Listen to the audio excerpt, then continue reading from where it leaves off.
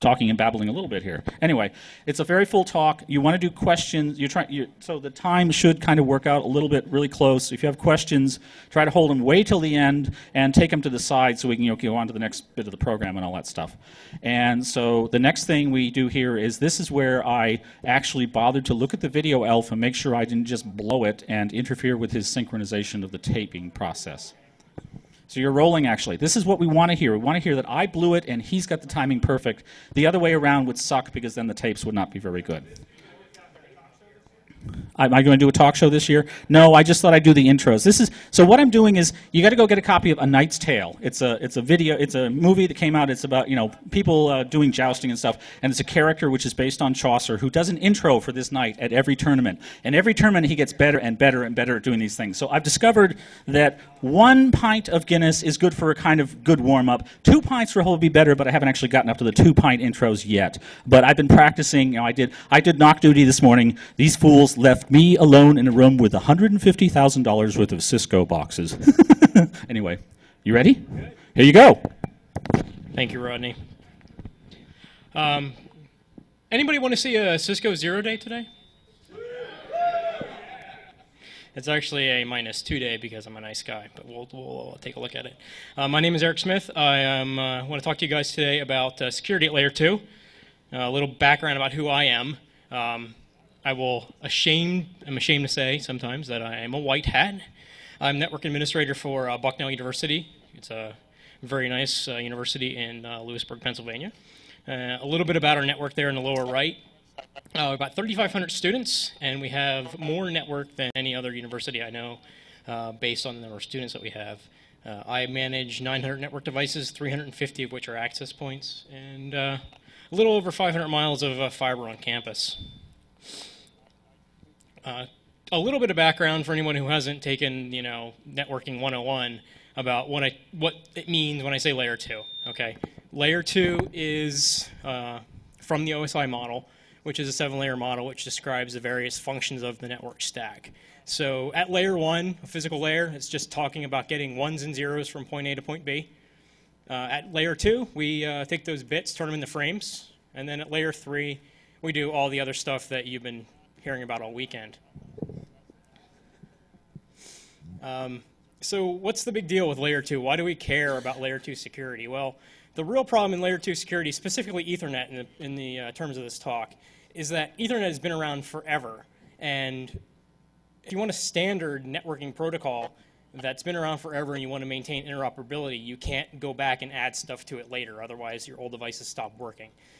So because of that, all of the Ethernet protocols that were developed way long ago still have to work today. And they're all still around. 1980 was a more trusting time, network security-wise. People weren't thinking of these security issues. So pretty much everything at Layer 2 is very trusting, very open. And that is the basic problem with Layer 2 security. Ethernet is the perfect soft and chewy core for the M&M security model that I'm sure you've heard about in other talks. M&M security model states that a lot of networks are hard and crunchy on the outside.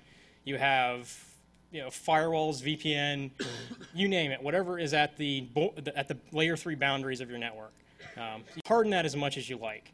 But when it comes down to the end of the day, at the very core of your network, a lot of networks still use Ethernet, shared Ethernet segments, and are completely vulnerable to Layer 2 attacks. So let's take a look at a sample network that is vulnerable to a Layer 2 attack. So here's your typical DMZ type of scenario, very heavily firewalled. In this scenario, we have 4 firewalls. And we have 4 servers. The 4 servers exist in 2 separate VLANs. So what happens? Let's say that server 1 is an IIS web server. And someone comes out with a 0-day for that you can let you root the box through port 80.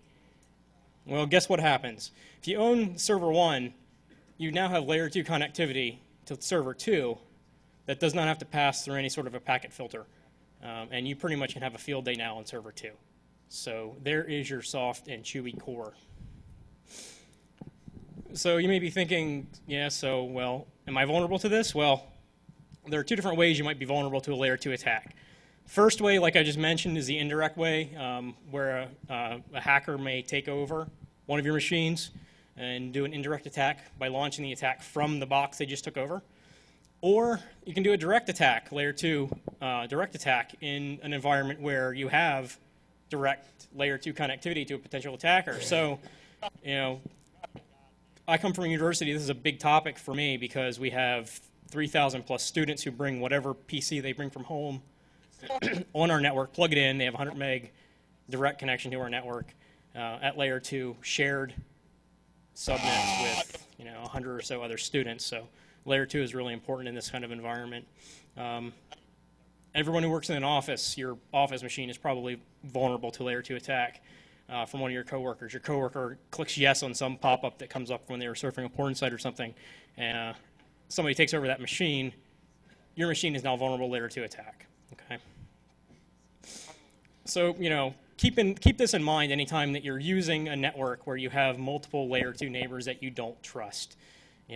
Security conference wireless, for example, things like that. You plug in that Ethernet jack in your hotel room, that sort of thing. Okay. Another layer 2 problem, so to speak, isn't from a security point of view directly. It's more of an information gathering point of view. And at layer 2, there's a tremendous amount of information that simply leaks out on layer 2, where a potential attacker just simply has to sit there and collect information and learn all sorts of things about all the other machines that are available on that segment, and then can launch the attack. So this can be somewhat cumbersome to sit there with Ethereal running and sort of write down notes about what's going on, and there's a Windows machine, there's a Mac. So I wrote a tool to sort of automate this so that I'll be lazy and just run this and kind of build up a table of everything that's going on in your network. So let's go ahead and switch over, take a look. So of course I collected some data while I was here at Shmoocon, and we'll take a look. A couple of SSIDs that we saw in the hotel. Go ahead and bring up the first one. This was Drunken Clam. It's probably someone in the room was running it. And you can kind of see, you flip down through here, and you can see what's going on. You have some router addresses and so on and so forth. But here's something that's sort of interesting. Is RenderMan in here? Apparently he was on this wireless network last night, so you can see there as one of his machines and using one of the 200 milliwatt cards, so that was probably one of his. So using Windows Box too. So, let's take another look at one of the other SSIDs on the wireless. And remember, this is all collected without sending any data. We didn't actually even have IP addresses on these interfaces when we collected this data last night. So this is from another SSID. This was from room 915, I believe the SSID was. Again, tons of information. You can learn a lot about who is on this wireless network. Is anyone seeing their own machines in this list? Feels going kind of fast. You want to find that, do that search.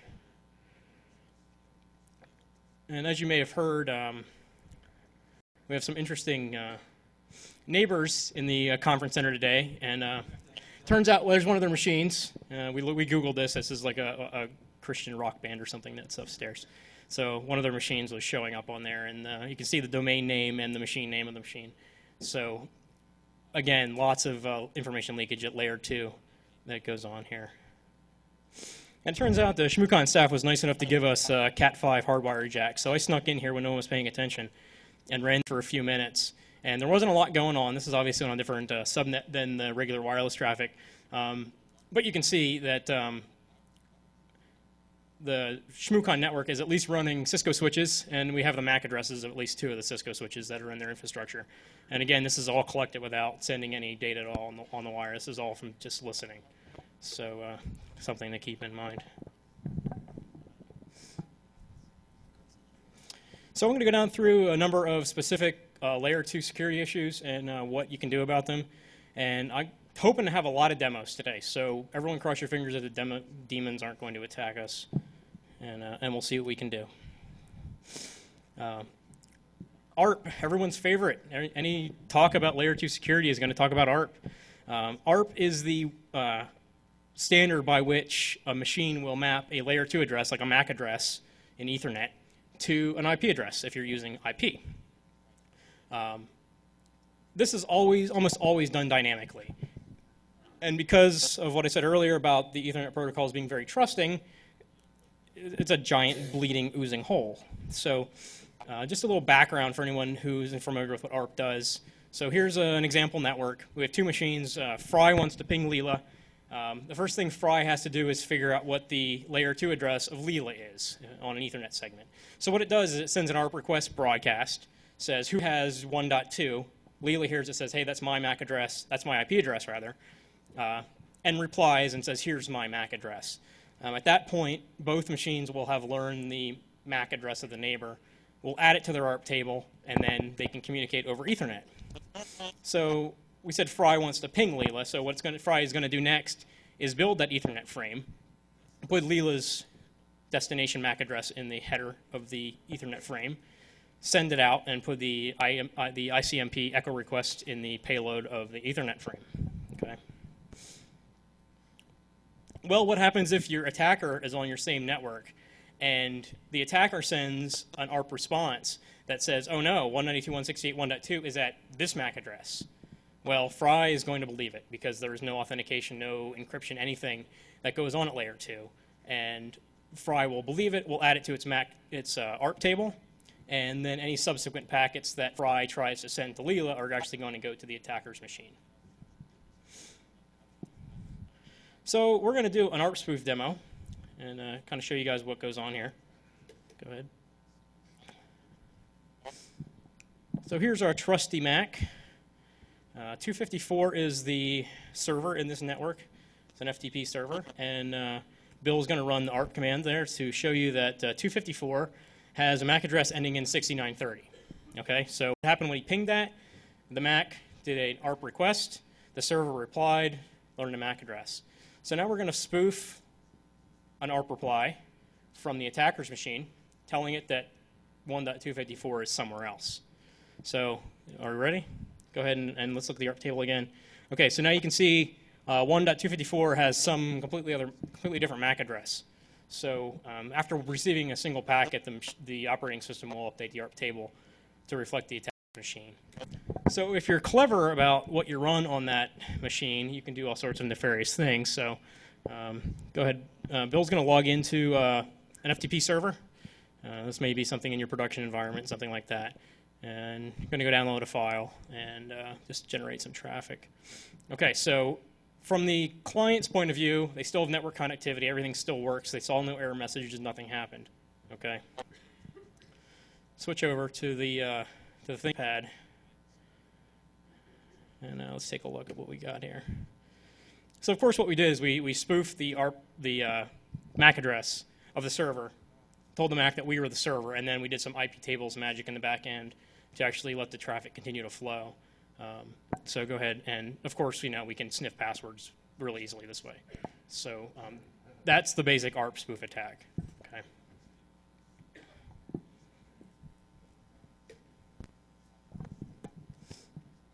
Doesn't the original system get a little message saying somebody else now has your MAC address? No, it depends on how you do the ARP spoof. I'm using software that I've written. The general ARP spoof tools will send that to the broadcast address. These tools do not do that. They send it directly so the other machines won't see any of this traffic. Okay. Anyone here running a Cisco wireless network in their production environments? A couple of hands. Okay. You have WELSI? Anyone? No? Okay, well, this is the basic architecture of Cisco's distributed wireless network. There are white papers on all the pieces of this. Basically, what it comes down to is there are a couple of back-end servers that you run that do various administrative functions, and then you have a fleet of access points out in your access layer. And one of the components is called WELSI, the Wireless LAN Services Engine. And this is the part that manages the access points. And the way that it does it is that it periodically SNMP polls all the access points and says, hey, okay, are there any radio anomalies I need to know about, so on and so forth. This happens every 10, 20, 30 or so seconds. It sort of randomly goes through your list of access points and polls them, but it happens really regularly. Well, it turns out that for some reason you can actually ARP spoof a Cisco access point through the wireless interface and tell it you are the local gateway that should exist only on the wired interface. So basically what you can do is an attacker can come on your network. This would be anyone who has access to your wireless network. Obviously, in a university setting, this could be any of your students, a guest, pretty much anything. You simply do 2 ARP spoofs. You ARP spoof the access point, tell it you're the gateway. ARP spoof the gateway, tell it you're the access point. Bing, bam, boom. All of the management traffic now routes through your wireless connected machine. And all you have to do is sit there for about 15 seconds, and you get all the SNMP community strings. You'll get the telnet password. You'll get the HTTP password if you're using those through the WELC. This does work. I tested this on my own network and subsequently re-engineered some portions of it. I have shown this to Cisco, and they said, "Yeah, that's right." So, another style attack I want to talk about ARP attacks is the gratuitous ARP attack. A gratuitous ARP is just basically an ARP request where you're ARP requesting for your own IP address. And clients will do this to make sure that no other machines on the local segment are using your IP address. So I'm sure everyone's seen these screenshots at the bottom when somebody screws up or DHCP is broken and you're getting duplicate IP addresses on your network. Generally what happens is that the operating system will log it somewhere and move on. Turns out that OS X doesn't do that. OS X does something different. I guess Apple decided that they didn't want to inconvenience their users with having to be knocked offline. So what happens is that when an OS X Mac, and this is 10.4.2, I haven't tested it with anything newer, receives a gratuitous ARP for its own IP address, it immediately does a DHCP decline back to the DHCP server and asks for a new IP address. So obviously this is a very interesting attack vector. So let's take a look. Everyone cross your fingers.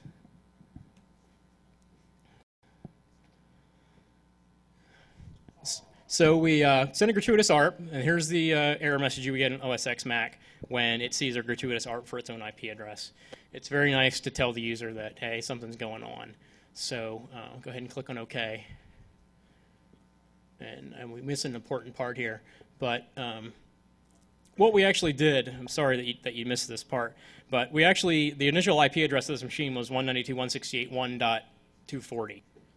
So we issue a gratuitous ARP, the machine declines and does a DHCP request. At that point, we can fire up our rogue DHCP server, and assuming it's faster than the actual production network's DHCP server, we can feed it whatever IP address we want.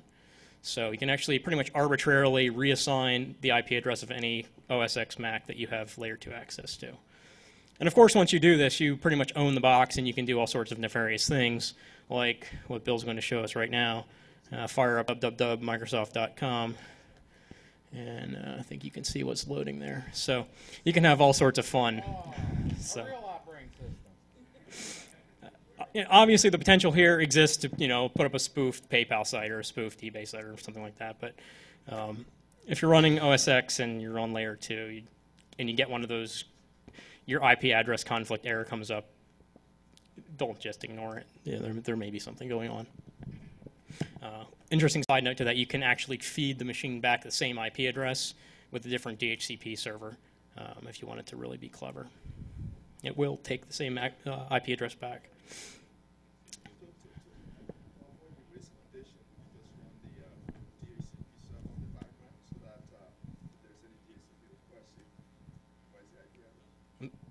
We'll take some questions at the end, okay?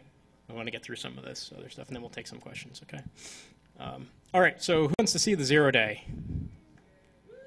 Oh, come on, guys. Who wants to see the 0 day? All right, I was actually on the phone with Cisco yesterday about this, and I kept reminding them that, hey, I'm going to show this at Shmoocon. You guys really need to fix this. So it is fixed, finally. I told them about this end of October. They were pretty good. Cisco is really good about it, actually. It turns out you can denial a service, Cisco wireless network, pretty easily with some interesting ARP traffic. There's the URL. This just came out Thursday after the CERT advisory came out, so it's not going to be until next week's CERT advisory. But you can take a look there. These slides will be online later. And it pretty much affects every Cisco access point that runs iOS. Okay, so we're going to try to denial a service and access point here. Okay. All right, so Bill has nmapped our lucky access point here, which is right there. And as you can see, your standard iOS looking sort of services available, SSH, Telnet, and HTTP. We're going to start the attack, and I'll tell you what the attack is doing here in a minute. And some of you may be able to figure it out. And let's take a look at the memory. And as you can see, we're quickly running out of memory on the access point. And now the access point has crashed. At this point, you can't log into the access point. No new wireless clients can authenticate. It's pretty much dead. Can you pull up the ARP table on that? Okay, anybody tell me what's wrong with this? I don't have any prizes to give away, so I guess no one really wants to answer. There's clearly a bug in the ARPD on Cisco iOS where it lets you pretty much add any ARP entry to the table that you want. Typically what should happen is that the operating system should be smart enough to know, well, this is not on my local subnet, then I'm not going to add an ARP table entry. But somebody missed a line or something of code. Go ahead and come back over to that Nmap window. Let's go back over to the Nmap for a second. So here you can see Bill just Nmapped it again, and it's pretty much completely dead. It doesn't even answer on any services. So if this was your network and you were the administrator, you now pretty much have to get your laptop and the console cable and go out and see if you can figure out what's going on. So let's simulate. Now we were already consoled into the thing, so let's log out and see if we can log back in. So if this had been launched against an access point that you weren't logged into already, you'd plug in, get the usual Cisco console window here. You try to log in, and you can't even log in on the serial console. So let's hop back to the presentation.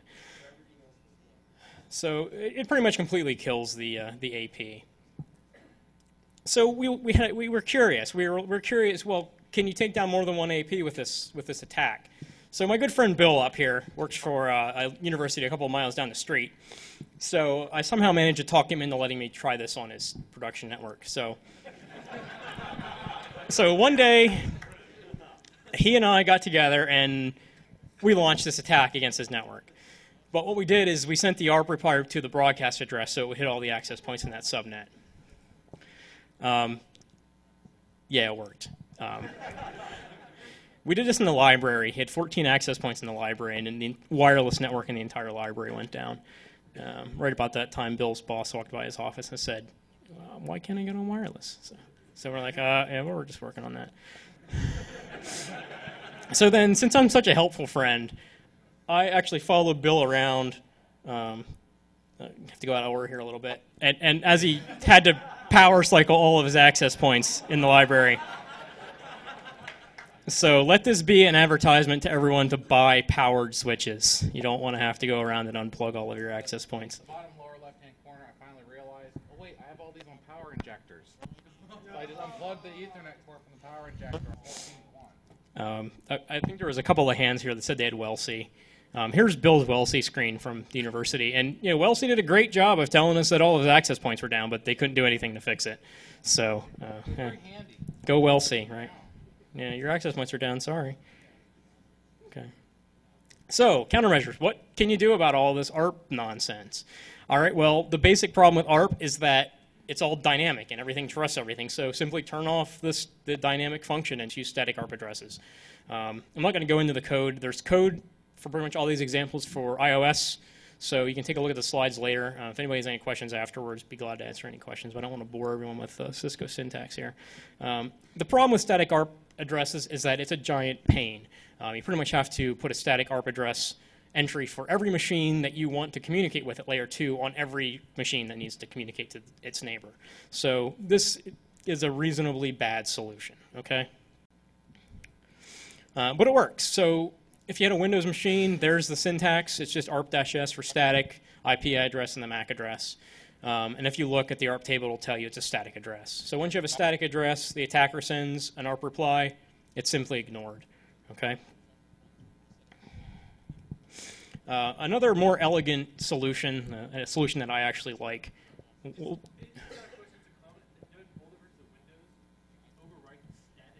That hasn't worked since NT4, so who cares? But thank you. Okay, well, let's talk afterwards, okay? No layer 2 neighbors. I mean, this is obvious solution to the problem. Just don't have any layer 2 neighbors. Just give everybody a /30 on your network.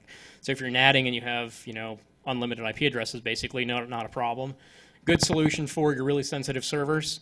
It sort of takes the responsibility from the server administrators, who would otherwise have to maintain a whole pile of static ARP entries, to the network administrator. So if you're a server administrator, it's a good thing. If you're a network administrator, it's a bad thing. It's going to make more work for you. But it does make a nicer network, and it gives you the ability to do ACLs at layer 3 to really shore things up. So this is a pretty nice solution. Of course, you can simply accept the fact that layer 2 is crap and just encrypt everything. That's a good idea to do anyway. A design item, number 4, is 802.1q trunks. Make sure that you're trunking to all of your access points, especially. You don't want to give out IP addresses to clients that are in the same layer 2 broadcast domain as the management interfaces of the access point. So the Cisco access point flood won't work if you're handing out different IP addresses than the management interface. Okay. You can also use private VLANs, which allows you to segregate layer 2 traffic, but I don't want to talk about that because that's not universally available. It's kind of a Cisco idea. Dynamic ARP inspection, same concept, but if you guys are interested, that's something you want to Google, and there's a lot of information out there about that. And of course, there's ARPWatch. But like I mentioned earlier when someone asked a question, ARPWatch isn't going to be very effective. If you were running ARPWatch on a server in a subnet where we did the ARP attack in this scenario, it would not have shown you anything because we did directed ARP spoofing. We didn't do broadcast ARP spoofing, so it would have never seen it. Again, .1x doesn't help. When we took Bill's network down, he's using PEEP, so it went right down. Just as soon as you get on the network, you have full access to layer 2. MAC spoofing. Let's talk about MAC spoofing really quick. This is pretty simple. This sort of attack is based on the functionality that Ethernet switches do. What the basic function of an Ethernet switch does is that it learns which ports have which MAC addresses on them. Okay. So in this environment, we have machines are communicating, and here's in the window you can see what's going on the MAC table of the switch. It knows that Fry's MAC address is on port 1, Leela's address is on port 2. So when a frame comes in destined for one of those addresses, it knows which port to send it out. Okay. So enter your attacker. Could be even on a wireless network. It doesn't matter as long as it's in the same layer 2 domain. And this machine starts sending Ethernet frames that have the same source address as the victim machine. Okay. The only thing you have to do is maintain a stream of data that's faster than the stream of data coming from the victim machine, and you will basically have knocked it off the network. The switch will relearn the MAC address on the new port, and the old port will never see any of the traffic destined to it. So just imagine that Leela's a POP3 server, and the attacker comes in and sets up its own POP3 server and sits there and collects passwords. Okay. Most switches are smart enough to at least log when this sort of thing happens. When it sees a MAC address on multiple ports and it's bouncing back and forth, it'll usually kick out a syslog, so that's a good thing. So what do you do about MAC spoofing? Well, this is easy to fix. Port security is the solution to MAC address spoofing. Okay, port security is simply sort of a static MAC address assignments on steroids. It's a little more polished, has a couple more bells and whistles. So in the top example is an example of something like, say you had a guest port in a conference room, and you know there should only ever be one MAC address on that. So the attacker plugs his machine in, going to probably generate some sort of traffic with the real MAC address of the machine, DHCP or something, doing some recon, and then starts firing up the spoofed MAC addresses. Well, the second that switch sees there's more than one MAC address on there, you can either have it drop the extra MAC addresses with the restrict command, or you can actually have it dark link the port and shut it down. Another thing you can do is you can actually specify, as shown in the bottom example, what MAC address is on a specific port. And I use this for printers in public areas because people will always want to unplug the printer and plug your laptop in. Okay, so you just tell the switch that this is the MAC address that's on this port. And there's also a command called sticky, if you want to Google for that, that you can use here. And that's kind of nice. You tell it sticky, you go plug the printer in. The first address it learns, it actually puts it in the config, so you don't actually have to go look up the addresses. Then you just just do a write mem on the switch, and it'll remember the MAC address for next time. Sort of the older version of this is just to do static MAC address assignments. This doesn't prevent the attack, but this defends the victim, okay? So you can just tell it that MAC address whatever is on port 1 in this example, and then it won't relearn that MAC address even if it exists on other ports. Okay, let's talk about spanning tree. I mean, everyone who's known anything about layer 2 knew that spanning tree was coming, so we'll talk about it. Spanning tree is a protocol by which Ethernet can have redundant links at layer 2 but maintain a loop-free topology. So anyone who's ever plugged a patch cable into 2 switches and turned out you made a loop knows that things go bad rather quickly, especially if you have switches, not hubs. Pretty much take the network down right away. So spanning tree is the solution to this. So in our example network, we have 8 switches that have redundant links all over the place. You turn on spanning tree, and what spanning tree is going to do is going to elect a root bridge or based on MAC address, or the administrator can configure the root bridge, which is what you should do. And that gives you your loop-free topology. So the other links are still there, they're just in a blocked state. The point of spanning tree is that if you drop a piece of fiber or a switch goes belly up, something like that, the tree will reconverge and bring up as much of the rest of the network as it can. So in the case of a piece of fiber getting cut or something like that, it will heal itself, basically. How does this work? Well, from the root bridge down the tree, BPDUs are sent, and this is an Ethernet 2 frame that carries the root bridge identifier and the identifier of the switch that's sending it. Switch and bridge in this context are used interchangeably. And basically just calculates a distance from the root bridge based on the BPDU, and whichever port it has it's closest to the root bridge, it will put into a forwarding state. Any inferior BPDUs it sees on other ports, those ports will go into a blocking state. So this builds up your spanning tree rather nicely. So there's your tree. Obviously you can see the tree design flowing down from the root. So what's the problem? Well, pretty much every switch I've ever seen has spanning tree turned on all the ports. So that BPDU is actually going to be sent out to all the clients that are connected on your network. Well, what if you don't trust that client? What if that client's a bad guy? Well, like I said, the BPDU carries the MAC address of the root bridge and the local bridge, or switch. So from that single Ethernet frame, which actually is sent once every second, these are really easy to come across, you know the MAC addresses of 2 switches on the network. So you can look up the OUI at that point, and you can know in about a second and a half, oh yeah, I'm plugged into a Cisco network. So this is a really fast, really easy recon technique. What's interesting is that most wireless access points don't participate in spanning tree, but they will pass on the BPDUs. They'll simply pass on whatever traffic they see coming to the uplink port. So if you're on a wireless network that has spanning tree enabled, and the access points aren't configured from the default setting, it'll actually pass on the BPDU from the upstream switch. So in this environment, you actually get to find out what the MAC address of the switch that the access point you're connected to is and the root bridge. So again, really fast, easy, efficient way to do network recon via just decrypting layer 2 BPDUs. And again, this can be all done without sending any data at all on the line. Typical spanning tree attack is as follows. So here's a typical network, 4 switches with spanning tree, 1 redundant link that's in blocking mode there at the bottom. Our legitimate client machine is connected and the user is browsing the internet or checking email or something like that. And the traffic is following that line marked in red. So it's just going through the top 2 switches out the default gateway and out to the internet. So what happens if an attacker has been going around in an area where there are a lot of Ethernet switches, Residence Hall, for example, at a university, decrypting BPDUs and sort of making a table of, well, the ports in room 16 are on this switch and the ports in room 17 are on this switch. Oh, and look, in room 18, there's 2 ports and they're on different switches. Okay, well, what it's really easy to do is plug into those 2 ports on 2 adjacent switches.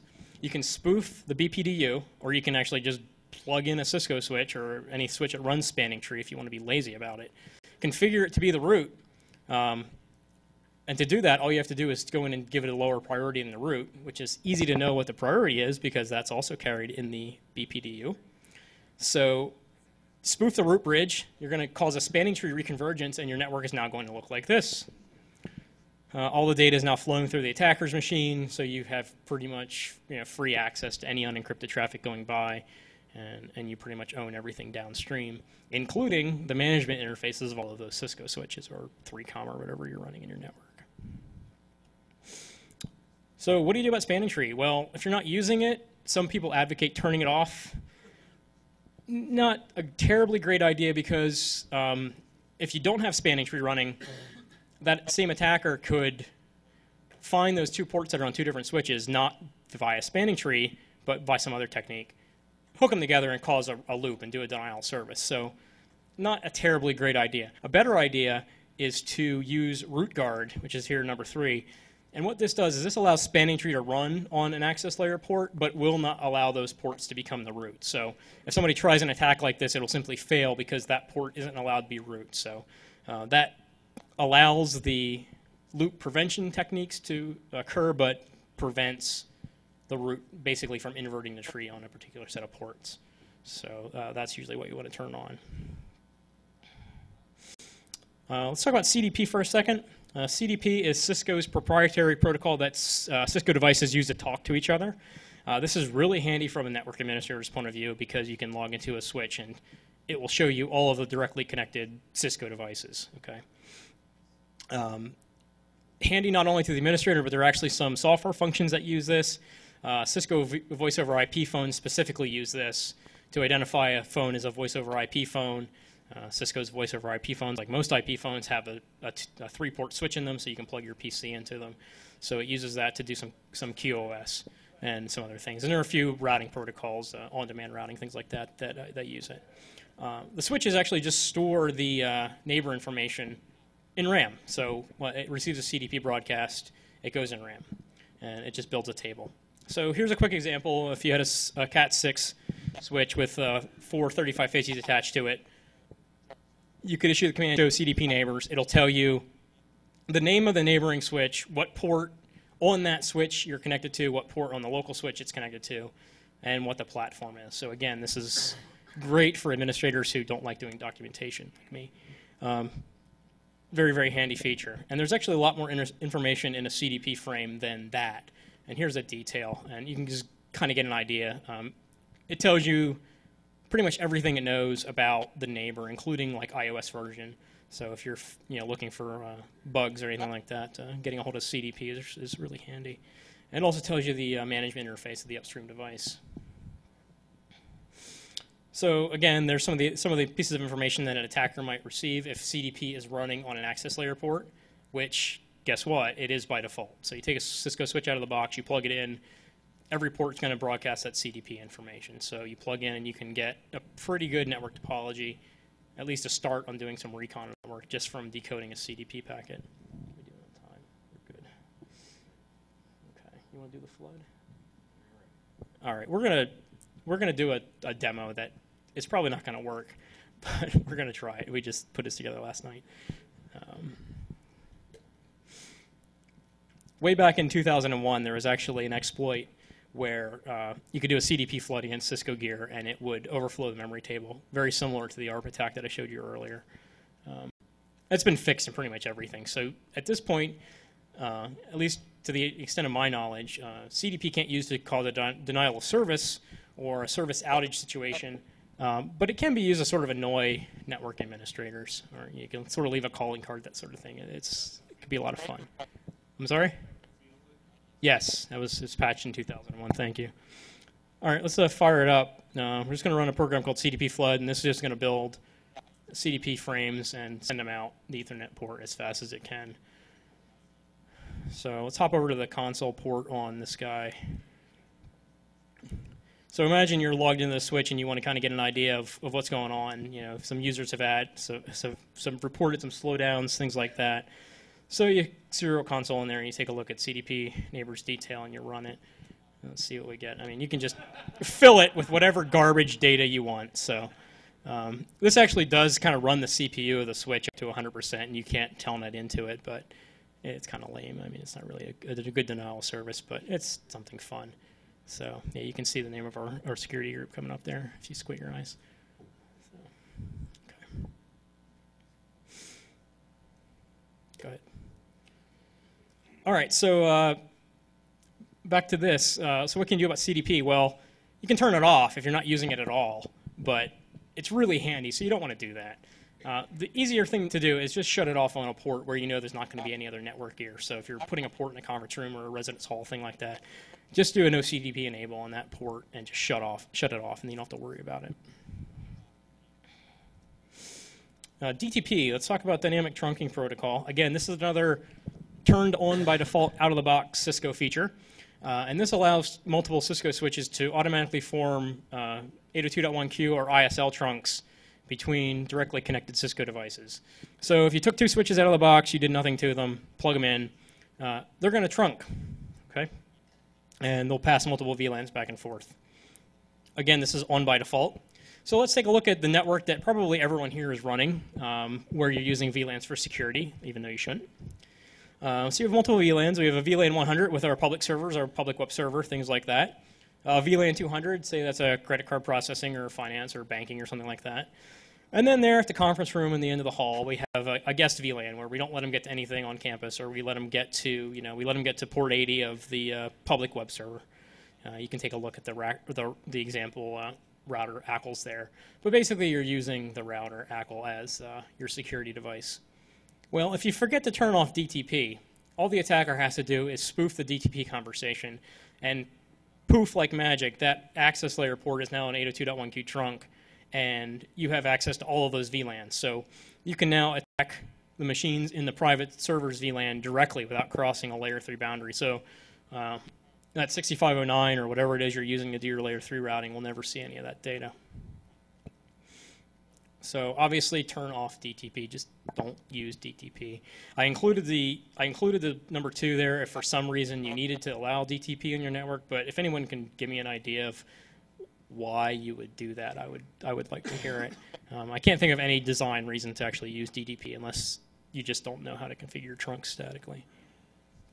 But if you do use DTP, you can just tell it not to allow the sensitive VLANs on a particular trunk.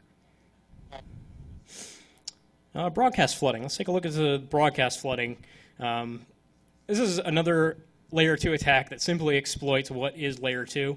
And you're simply asking the switches to do what they were designed to do. So the attacker gets on your network, sends a flood of packets as fast as it possibly can to the broadcast address. Or if your switches don't understand, don't have the IGMP query turned on, you can use a multicast MAC address.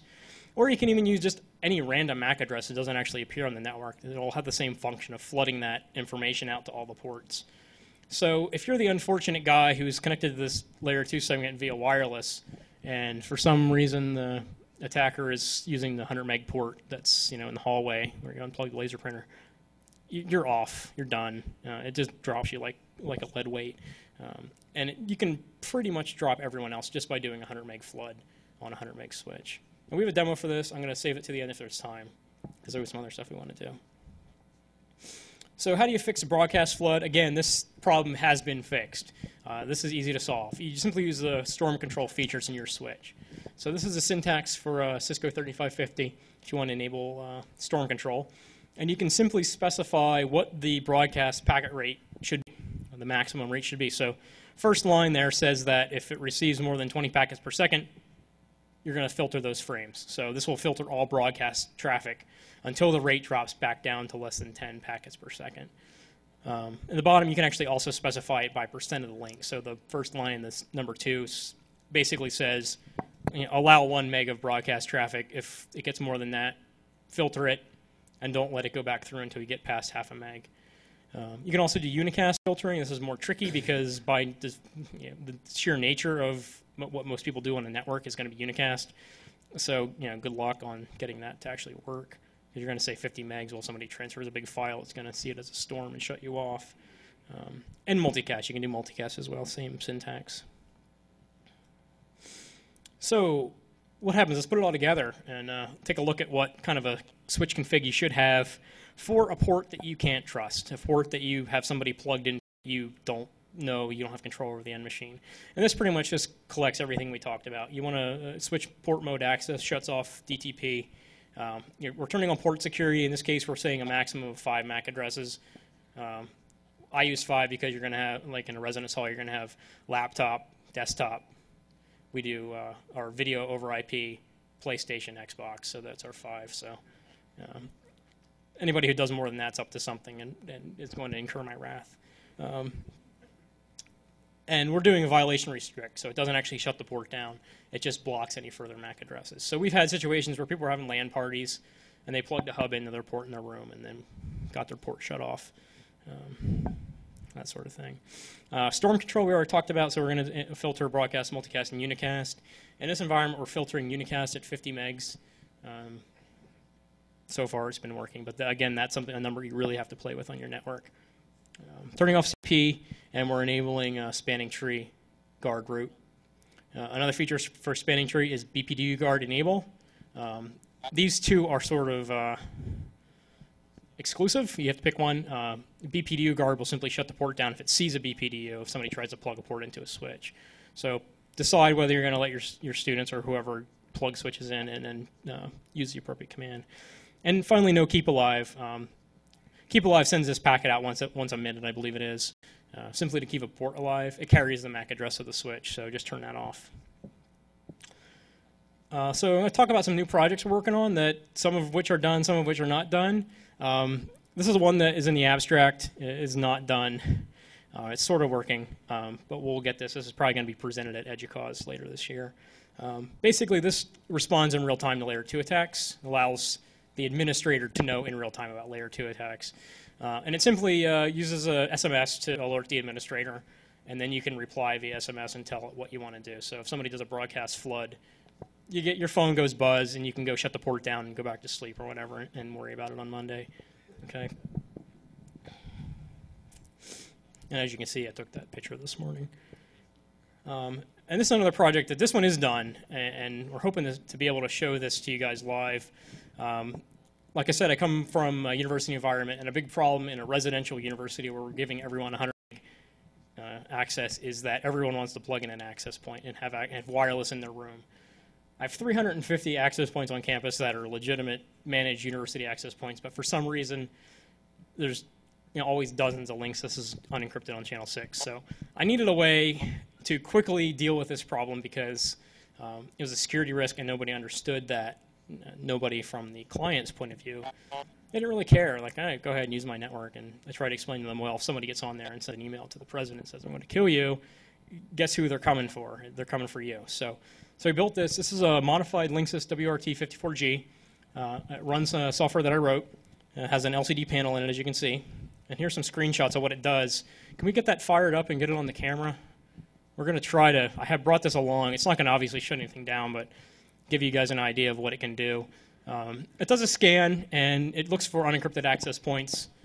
It associates to them, obtains an IP address if possible, does some back-end magic. There's a server component to this. And if it determines that it's in our IP space, it will shut it down. Actually, we'll log into the appropriate Ethernet switch and turn the port off. We can also quarantine the port through our quarantine system. Then the student calls and says, hey, my port's shut off. And we're like, well, you had an access point. And typically, I've been telling the students that they need to bring me half of the access point if they want to get their port turned back on. So we're going to try to get this on camera here. I hope it works. You can just zoom in there on the LCD.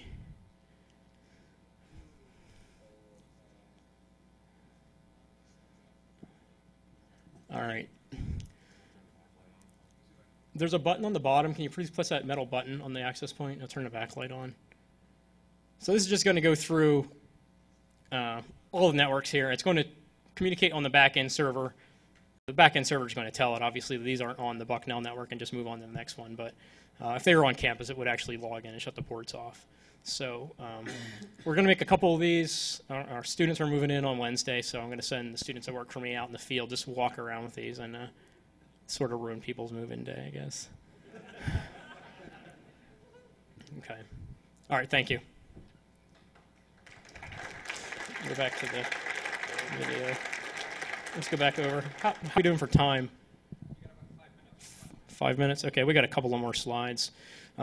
Just some recommended reading. I won't go over this, but get Sean Convery's book. It's awesome.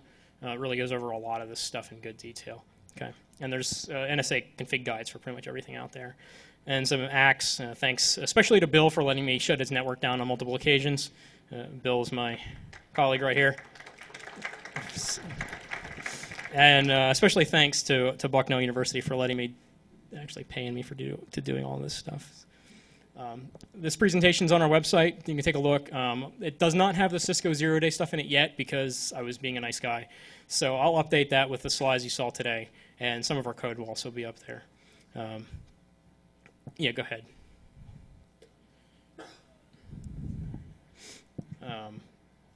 What are we showing here? Oh, well, there's our webpage. It's not very exciting. So you can take a look at that whenever you want. Anybody have any questions? Yep.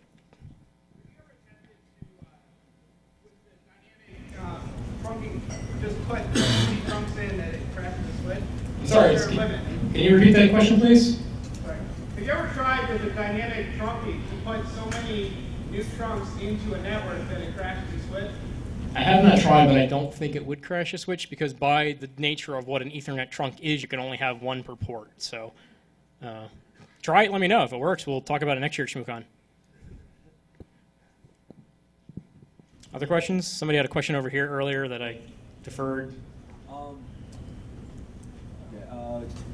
Could you use ARP poisoning to, when a client requests, you know, who has my address, who has this MAC address, could you set its own IP address to like 127.1? Well, you could set it. Are you talking about the OSX attack that I demonstrated, or Just in general.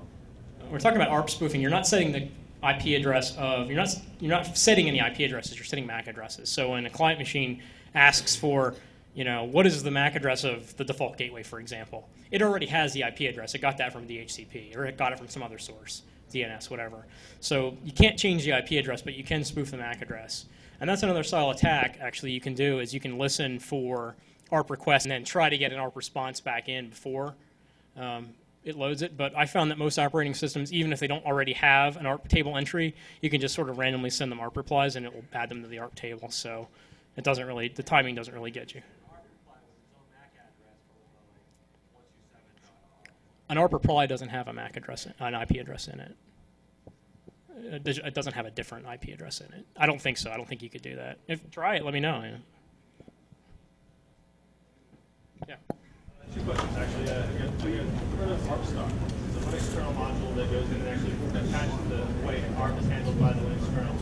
I haven't. To not respond to any ARP requests that it didn't send out. The question was, am I aware of ARP star kernel module to do ARP filtering, basically? Yeah. I am aware of not that particular version, but the Linux kernel does have some nice ARP filtering features built in that you can use to prevent these attacks. The second question was about the Apple attack. When it sees a duplicate out the gratuitous ARP, can you send them a directed MAC broadcast of the DHCP first, and then do the gratuitous ARP, and then have them become the unit of the DHCP? Probably. You spoof the DHCP server. Well, what happens if the DHCP server is on a different subnet? Like, it's going to be on pretty much every network. Okay, so typically that's where you're able to do this attack, is because the DHCP server is a couple router hops away, and there's going to be 5 or 6 milliseconds extra latency. Here we did it in the same network just because the Linux box is faster than the WRT54G that we were using for the DHCP server. I'm getting the no time left here, so I'm going to hang out outside. I think we're going to do the broadcast flooding demo out in the hallway if anybody wants to go see it. If you have any other questions for me, I'd be glad to take them out in the hallway.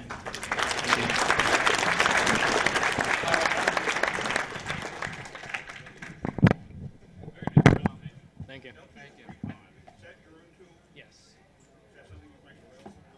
Maybe when it's ready. Keep an eye on our website when it's ready.